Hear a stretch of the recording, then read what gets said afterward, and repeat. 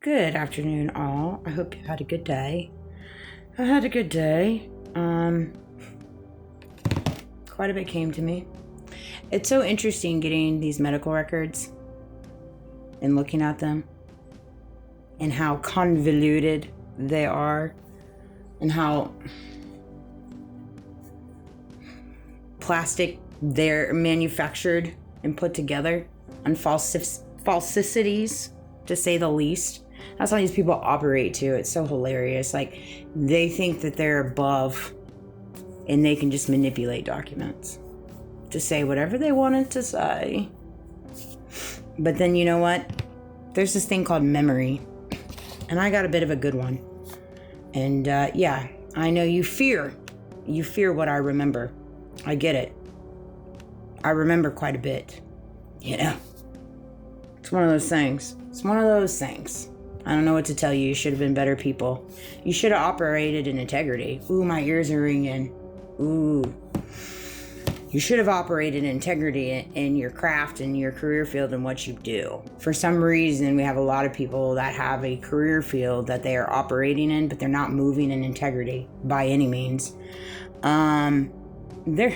Kudos to the business running businesses properly and honorably, not stacking businesses on top of businesses to funnel funny money. Better yet, not embarking on nonprofit tax evasion and money laundering schemes and making money off of doing XYZ and partaking in innocent lives. Kudos to businesses choosing not to operate in that. High five. Also, a couple things that came to me. Honest a-hole. I can appreciate an honest a-hole. I come across a lot of a-holes, but at least they're honest. I'll take an honest a-hole all day. What I can't stand is dishonesty. I can't fakeness, or I can't stand fakeness. It gets so old. I told myself just a minute ago, I swear, as soon as I'm able to get my own place, I will never look back. I most likely will never talk to my family again either, to be honest with you guys. You know how hard that is, but it's the truth. When you overplay your hand, you lose out on the best part of your life. Yeah, there's a lot of people that have overplayed their hand, and now they're losing out on the best part of their life because they're too busy covering up everything. Coming up with motives, alibis, smear campaigns, strategic planning, stories. I mean, you name it, they're working on it, right? This is what they're doing with Charlie Kirk. This is what they're doing across the board.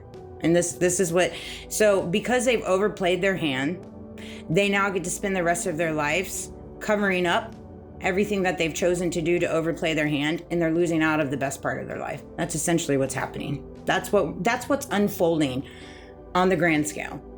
Everywhere. Every single where. Expectations others place on me means they carry the failures if I don't meet their expectations. Was something that came to me. I was watching this reading.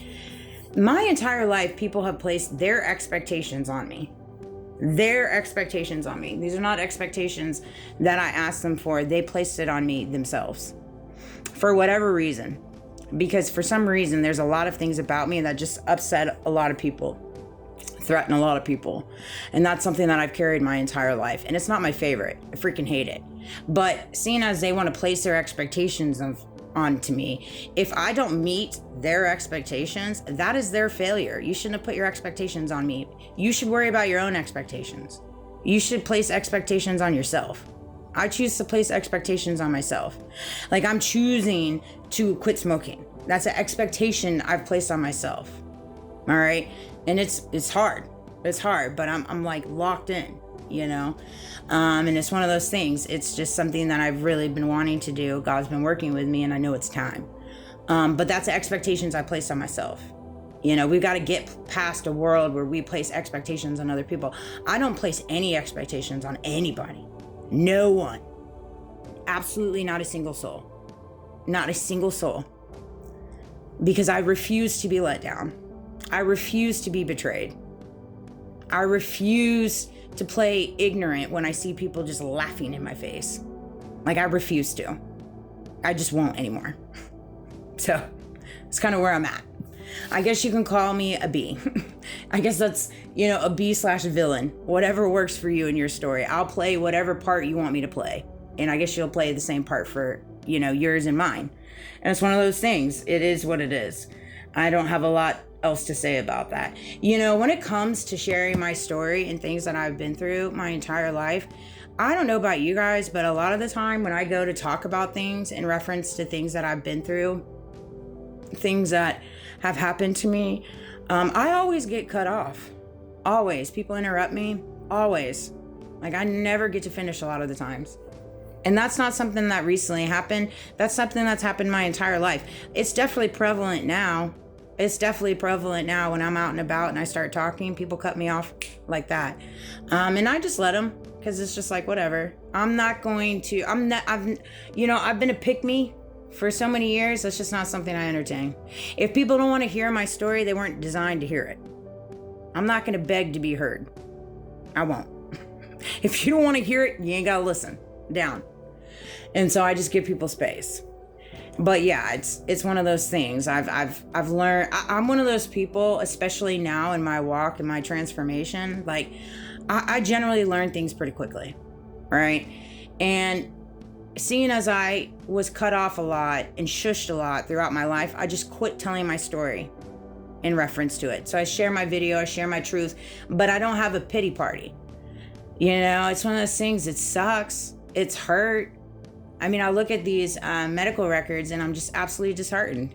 I'm disheartened by the medical staff that have treated me the last 15 years of my life. I'm so disheartened. I can't believe it. How they had me so overly medicated, intentionally. How they wanted to always dangle my addiction in front of my face, intentionally. To keep me down, to keep me 10 feet under. All of this stuff was intentional. Every single thing that has been done to me is intentional.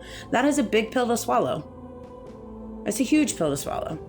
And then I look at it and I'm like, well, yeah, no wonder why God's unraveling everything, because look at everything they're doing intentionally to everyone else in this country, globally. Everybody's going through the same song and dance. Everyone, in different ways. Surrounded by people you love unconditionally betraying you. Surrounded by your government not protecting you. Surrounded by systematic abuse. Surrounded by financial warfare. Spiritual warfare. I mean, we're all surrounded by it. Every single one of us. And it sucks. It is hard. But then you just grow really thick skin. And you just learn to adapt to it. And it doesn't hurt no more. And you don't put expectations on no one. And if people choose to put expectations on you, well, then when you don't meet them, that's their own failures, not yours. Not yours. Not by any means. But I love you guys. I hope you have a good night. I have some stuff I'm going to work on. I'm really, really tired. I'm not feeling great. And yeah, I got to work a lot this weekend. And so it's one of those things. We're just going to keep pounding the pavement. That's what we're all good at, right? This American dream. Thanks. Thanks, Poppy T. Daddy D. TPUSA. It's crazy to me. I'll never understand how we have nonprofits flying in private jets. How we have people that run nonprofits with multi-million-dollar homes. These are nonprofits. Nonprofits. If that's not a total cross against law-abiding accounting, I'm not sure what else is. But because everybody's got their hands in the pot, it's all fine. It's all fine. Fine and dandy. We don't look that way. We look at all the other peons and the American citizens and their taxes. That's what's important, because we pay them to eat. You know, we pay their food. We pay them to fly in private jets. That is on our bill. And it's ridiculous. It's absolutely ludicrous. So yeah, I do what I have to do to make a living, but there ain't no way I'm gonna chase said ladder and get a Rolex watch or whatever. You know, like, please, you guys can have that. My girlfriend and I, with her husband yesterday, we saw somebody wearing a Jelly Roll shirt. I was like, F Jelly. You know, I used to be the biggest fan of him. He is somebody that flips so quickly. I think we all got whiplash from how much he just turned. That in itself is epitome to see what the culture does in the entertainment biz.